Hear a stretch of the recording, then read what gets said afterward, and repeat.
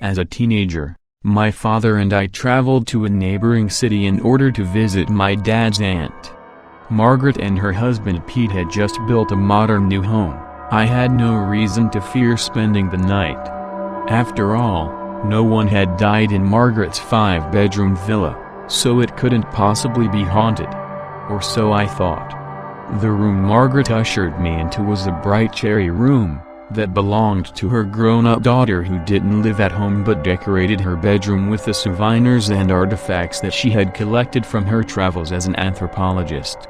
Every inch of my bedroom for the night was covered with tribal masks, pottery and pieces of artwork, from destinations as far-flung as Vietnam, Egypt and France.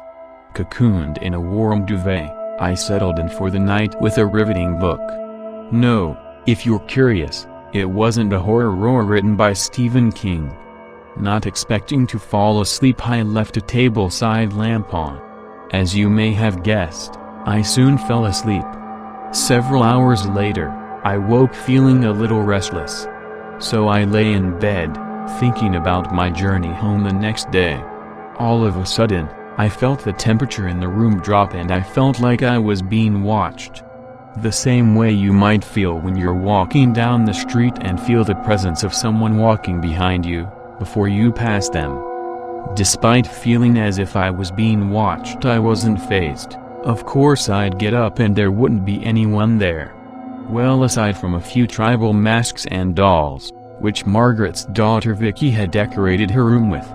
After tossing up whether or not it was taking a look around the room, I pulled myself up to find myself staring directly at an old woman dressed in a nun's habit. Unlike the ghosts in the movies I grew up watching, the spirit wasn't see-through and looked as real as you or me. The only reason I suspected that she was in flesh and blood is that she wasn't standing on the ground and appeared mid-air. That and the fact that she changed the whole atmosphere of the room. After staring at the woman and the details of her habit for a few moments, I flipped on another light and hid my head under my pillow and pleaded with the woman to leave me alone. I didn't get the impression that she would hurt me, but the mere presence of a spirit was enough to scare the living daylights out of me. At least 5 minutes passed before I felt her presence leave. When I got home, I did a little research and found that the spirit wasn't a result of any of the objects found in Vicky's eclectic bedroom. No, the ground which my dad's aunt built her home on used to be a convent, 100 years ago.